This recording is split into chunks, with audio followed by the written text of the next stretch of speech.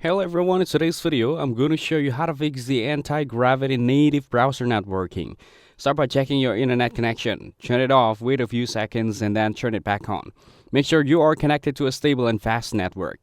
You can also turn on airplane mode, wait for a few seconds, and then turn it off again. This helps refresh your connection. Next, restart your computer to clear temporary glitches that might be affecting the anti-gravity native browser. After that, open Settings on your PC, then click on System from the left side. Scroll down and select Troubleshoot. Then run the available troubleshoot options to detect and fix any issues. Now go back and click on Windows Update. Then click on Check for Updates and install any pending updates. This helps fix compatibility problems. Next, open Google Chrome. Click on the three dots from the top right corner. Now go to Settings, then click on Privacy and Security and select Delete Browsing Data.